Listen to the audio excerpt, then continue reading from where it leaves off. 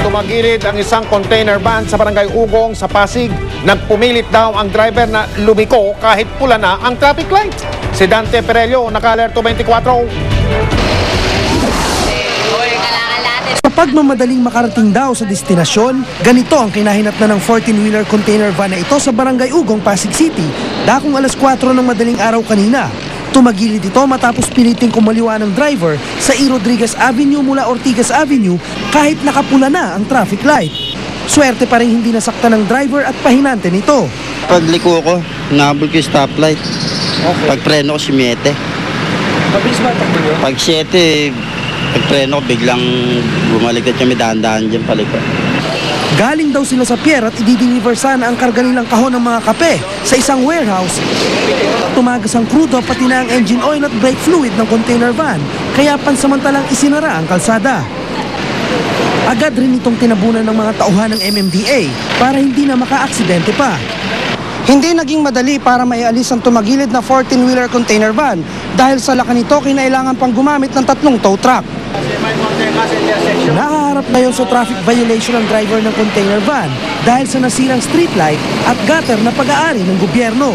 Sa initial na investigation natin is reckless imprudence resulting to damage to property at kung ano naman reckless driving ang pwede nating ibigay sa kanyang penalty.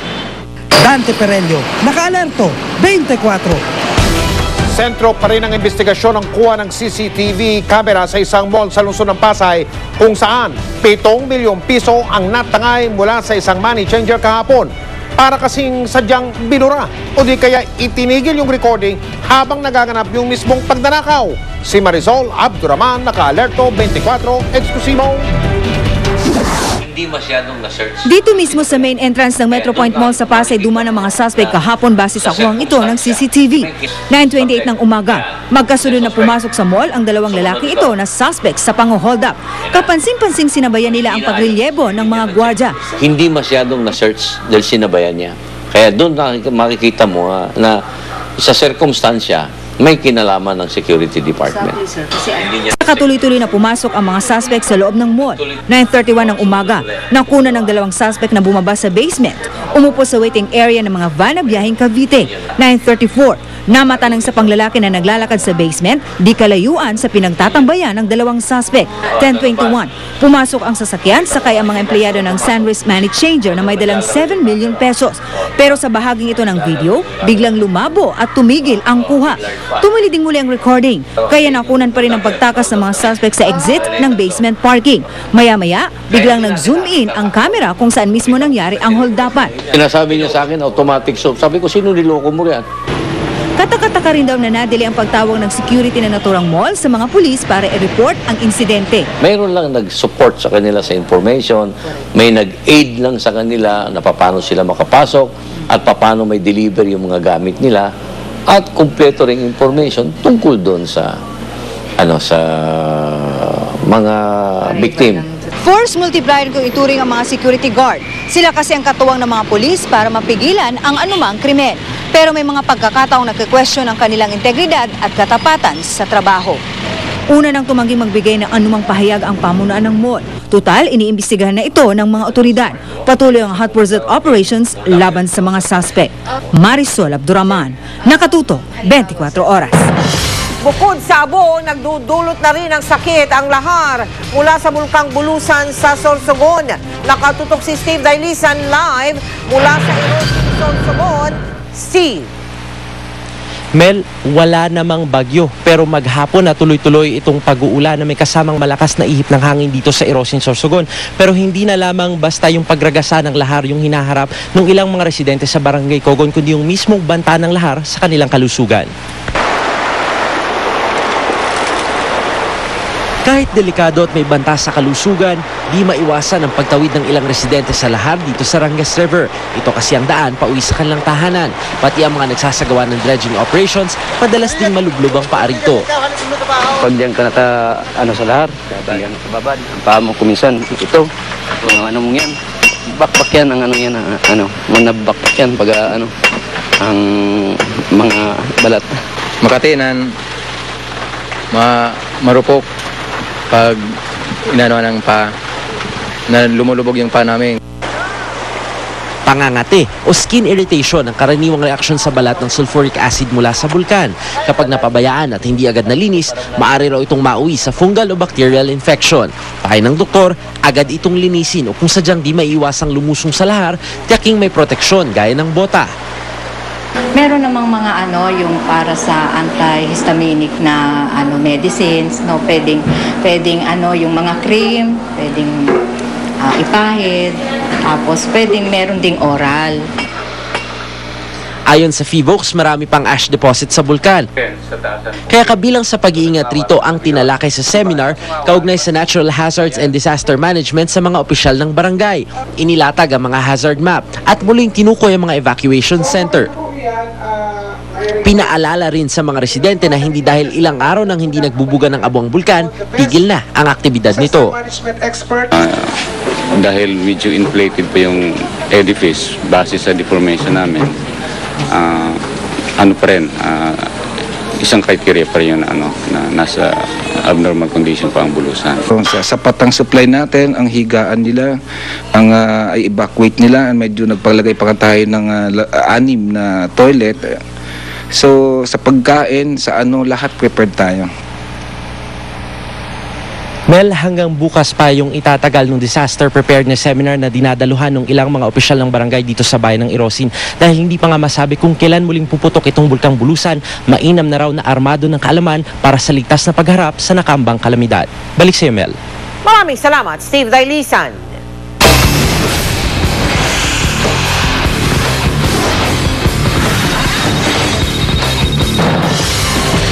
Nag-isa sa Senado kanina si dating Vice President at HUD Chairman Noli De Castro. Tanong ng mga senador, paano raw nalusutan si De Castro nang kumano'y maanumalyang malaking pautang ng Pag-ibig Fund sa kumpanyang Globe Asiatic? Nakatutok si Lia Manyala. Dismayado si Senador Sergio Osmeña III, ang chairman ng Committee on Banks and Financial Institutions. Malinaw daw kasing pinabura ng Home Mutual Development Fund, mas kilala sa tawag na Pag-ibig Fund, ang Globe Asiatic. Umabot sa 1.9 billion pesos ang pautang sa mga peke at ghost buyer na nadiskubre sa kontrobersyal na Severa 2 housing project ng GA sa Mabalacat, Pampanga. He would not report there that he's paying alimony to his ex-wife. You don't have that? We don't have that, sir. All right. And you probably will not know about the bad habits that he has, whether he plays poker every night. In other words, you have a very porous description of his total financial position. Sir, it's based on payslip as well as certification. And how many novenas do you pray that this guy is telling the truth? Lumalabas na hindi umano dumaan sa tamang proseso ang maanumalyang pautang. Sa bisa kasi ng isang espesyal na kasunduan sa pagitan ng GA at Pag-ibig, direktang nakapagproseso at background check ng loan application ang GA. Did you know that the developer was exempt from meeting the other requirements under Window 1? No, Your Honor. We only found out about this recently. They were exempted from the requirements on the quality of unit. In other words, they got a sweeter deal.